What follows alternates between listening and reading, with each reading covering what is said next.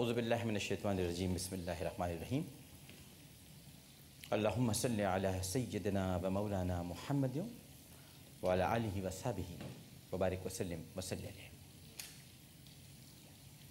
پاکستان میں موجود تمام ہی ناظرین کو، پاکستان سے باہر بھارت متحدہ عرب امارات، تمام خلیجی ریاستیں، مکہ مکرمہ، مدینہ منورہ اور وہاں سے آگے تمام یورپی ممالک، بالخصوص برطانیہ، France, Spain, Italy, Germany, Sweden اور وہاں سے بھی آگے ریاستہائے متحدہ امریکہ، ساؤتھ افریقہ اور جہاں جہاں اس وقت ARY ڈیجیٹل نیٹ ورک کی خصوصی ٹرانسمیشن رحمان رمضان سحر عامر کے ساتھ شہر رمضان سے دیکھی جا رہی ہے، وہاں ٹیلی ویژن سیٹس کے سامنے موجود تمام ہی ناظرین کو انتہائی محبت، خلوص، ادب اور احترام کے ساتھ عامر لیاقت حسین کا السلام علیکم۔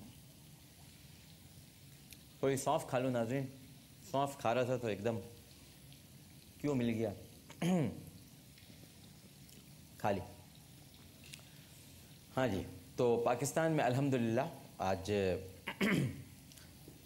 الحمدللہ اللہ کا بڑا کرم ہے کہ آج پاکستان میں 24واں روزہ اختیار کیا جائے گا اور پاکستان سے باہر بعض ممالک میں آج 25واں روزہ اختیار کیا جائے گا، یعنی پاکستان میں آج 24 رمضان المبارک 1432 ہجری جمعرات کا دن 25 اگست 2011، اور جہاں پر آج 25واں روزہ اختیار کیا جا چکا ہے وہ تو آگے بڑھ ہی رہے ہیں، لیکن ہماری بھی آج افطار کے بعد 25ویں شب ہو جائے گی، یعنی تیسری طاق رات۔ ناظرین کرام، شیخ سعدی بڑے اچھے لگتے ہیں مجھے ان کے واقعات اور ان کی حکایات جب میں پڑھتا ہوں۔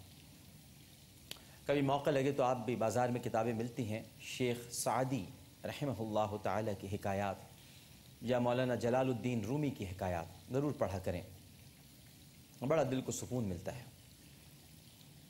شیخ سعدی علیہ رحمہ فرماتے ہیں کہ انسان جتنی محبت کا مظاہرہ دنیاوی رزق اور دولت کے لیے کرتا ہے، اگر اتنی ہی محنت، کتنی پیاری بات ہے، دیکھیے آگے کہہ رہے ہیں، اگر اتنی ہی محنت رزاق اور موت دینے والے کے لیے کرے تو اس کا مقام فرشتوں سے بڑھ کر ہوگا، مگر انسان اللہ کے ساتھ کاروبار کرتا ہے۔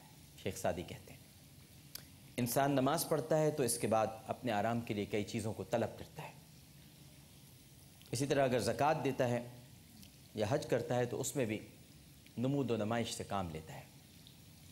پھر لکھتے ہیں کہ صدقہ و خیرات کرتا ہے تو اس میں بھی لوگوں کی داد و ستائش کا پہلو نمایاں ہوتا ہے۔ اگر انسان یہی عمل صرف اور صرف اللہ کی خوشنودی اور اس کی رضا کے لیے کرے تو بارگاہ الہی میں اس کا مرتبہ بہت بلند ہو جاتا ہے اور وہ نعمتیں بھی اسے حاصل ہو جاتی ہیں جن کی وہ تمنا کرتا ہے۔ صحیح بات ہے ناظرین کرام کہ ہم سب در حقیقت، شیخ سعدی نے شاید صحیح کہا ہے، ہم سب کاروبار کرتے ہیں۔ ایک بزرگ کا قول ہے ناظرین کرام کہ میں نے 50 سال میں 5000 کتابوں کا مطالعہ کیا۔ 50 سال میں 5000 کتابیں وہ انہوں نے پڑھی۔ کہنا آسان ہے لیکن واقعی کرنا بہت مشکل ہے۔ اور اب آگے کی بات سنیے ان کی، وہ فرماتے ہیں کہ میں نے ان 5000 کتابوں میں سے صرف 5 باتوں کو اپنے لیے قابل عمل پایا۔ ذرا نچوڑ دیکھیے آپ، نچوڑ کہتے ہیں نا عرق کسی چیز کا۔ اب مثال کے طور پر یوں سمجھاؤں آپ کو کہ ہمارا جو پورا رمضان المبارک ہے، آپ بتائیے اس کا نچوڑ کیا ہے؟ لوگوں کو، بہت سے لوگوں کو نہیں پتہ۔ ہم سمجھتے ہیں کہ اس کا نچوڑ جو ہے وہ عید ہے، لیکن ناظرین کرام اس کا نچوڑ ہے لیلۃ الجائزہ۔ یہ وہ شب ہوتی ہے جو عید کی شب ہوتی ہے، یعنی جس دن عید ہے نا اس سے پہلے جو شب ہے وہ لیلۃ الجائزہ ہے۔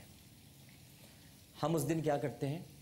اس دن ہم بازاروں میں نکل جاتے ہیں، خریداری کرتے ہیں، چوڑیاں خریدتے اور پہناتے اور پہنواتے ہیں، مہندی لگاتے، لگواتے اور لگوانے کے لیے لے جاتے ہیں، دکانوں کے باہر ایسے ہی کھڑے ہو جاتے ہیں۔ پتہ ہے نا کن سے بات کر رہا ہوں میں؟ تو یہ لیلۃ الجائزہ ہوتی ہے، اور یہ رمضان المبارک کا نچوڑ ہے ناظرین کرام۔ اس رات ہمیں اپنا جائزہ لینا ہوتا ہے، خاص عبادات ہیں اس رات کی، لیکن فجر تک ہم بازاروں میں ہوتے ہیں، فجر کی نماز پڑھنے کوئی نہیں جاتا عموماً، اور سب عید کی نماز پڑھنے چلے جاتے ہیں۔ فجر کی نماز میں مسجدیں دوبارہ سے پھر خالی ہو جاتی ہیں جو ابھی آباد ہیں۔ تو یہ نچوڑ جو ہے اس رمضان المبارک کا، اسی طرح وہ بزرگ فرماتے ہیں کہ میں نے 50 سال میں جو 5000 کتابیں پڑھیں، میں نے 5 باتیں اپنے لیے اس میں سے نکالی جو نچوڑ ہیں ان کے سارے مطالعے کا۔ اب کیا فرماتے ہیں؟ فرماتے ہیں کہ پہلی بات میں نے یہ نکالی کہ اے نفس اللہ کے دیے ہوئے پر راضی رہے، ورنہ دوسرا مالک تلاش کر لے۔ پھر فرماتے ہیں کہ اے نفس، جن باتوں سے اللہ نے منع کیا ہے ان سے بچ، ورنہ اس کی سلطنت سے باہر نکل جا۔ پھر فرماتے ہیں کہ اے نفس، اگر تو گناہ کرنا چاہتا ہے تو ایسی جگہ جا کر گناہ کر جہاں تجھے کوئی دیکھ نہ رہا ہو،